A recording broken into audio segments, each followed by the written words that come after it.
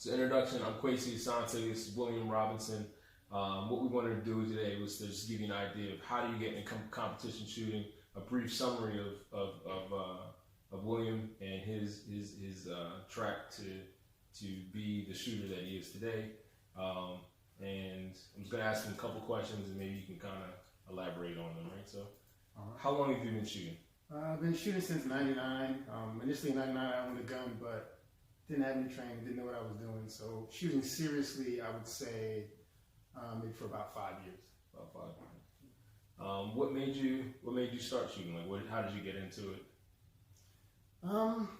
That's a good question. I always kind of, as a kid, you run around the house with your toy gun or with your stick or whatever. So that always kind of intrigued me.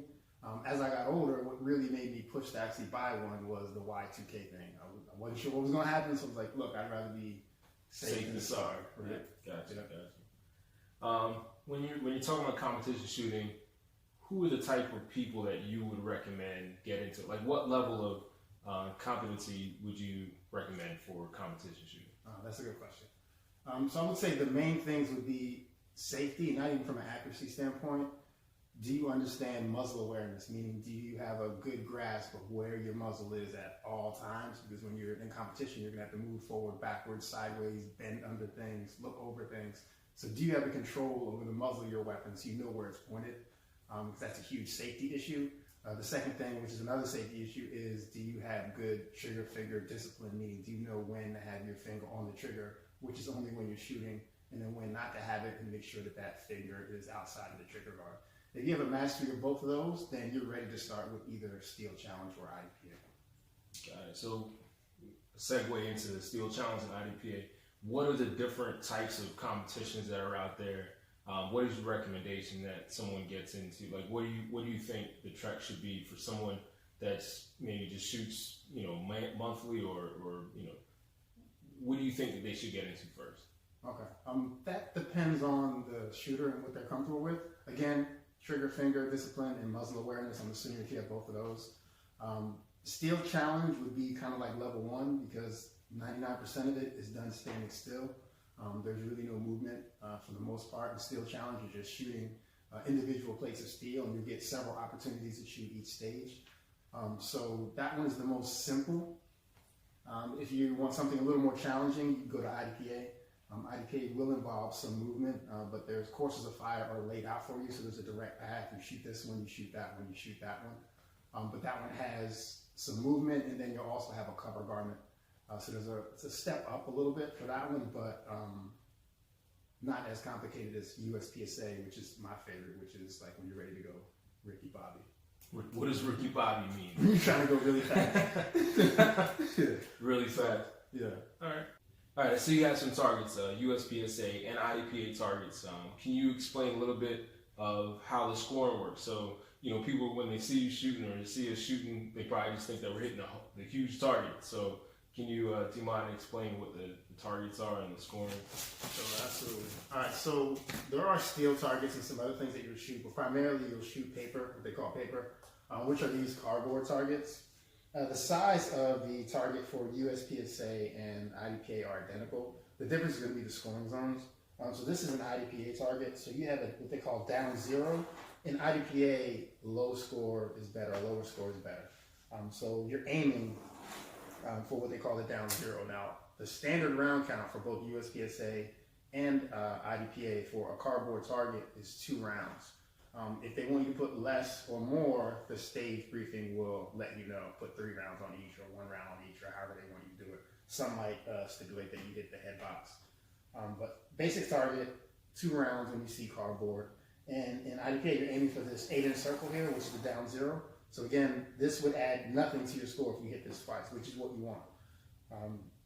Outside of that, what would basically be a miss would be where you're down 1. So they're going to add 1 point, or which is 1 second to your time for the outer area outside of the down 0.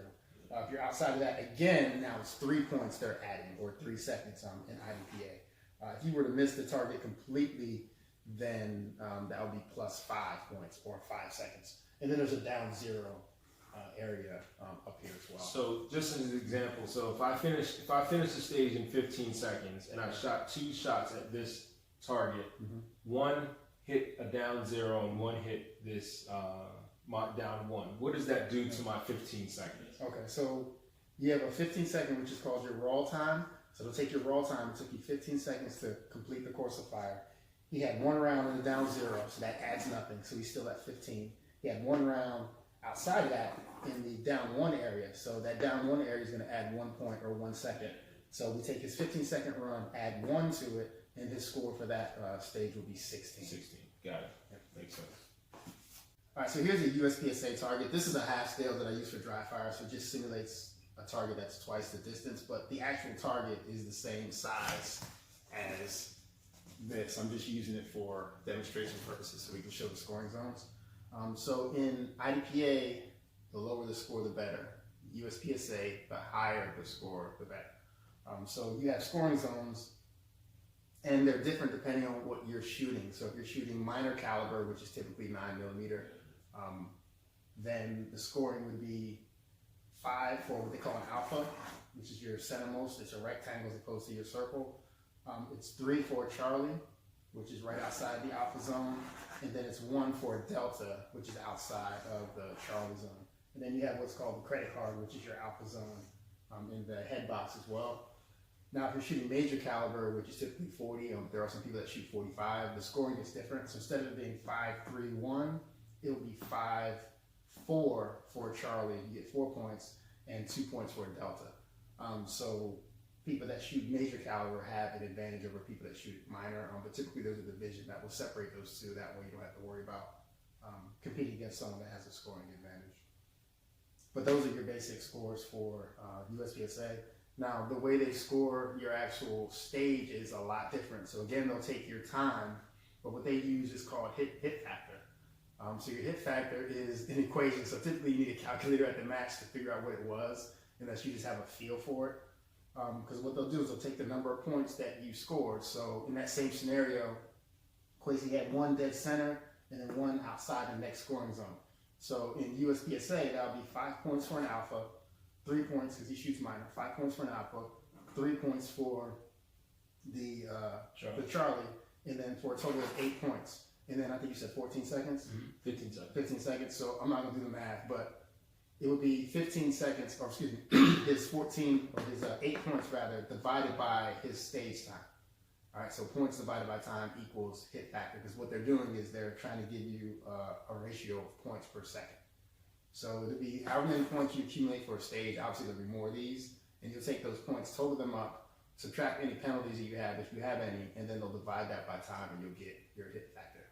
So because of the way the scoring is set up, there's a premium on speed in USPSA, and the way IDPA is set up, there's a premium on accuracy. So they're scored a little bit differently, and your strategy is going to be a little bit different on depending on what sport you're playing. Awesome. I think that's it for today, man. All right, cool. So stay tuned, and we'll come back and we'll do another video on equipment and kind of what you need, bare bones, to get started in either. And then also the differences between the two, because what you can use in USPSA, most of the time you can't use in IDPA. And also on dry fire. We'll do another video on dry fire. Separate video. All right, so if y'all have any questions, post below and let us know.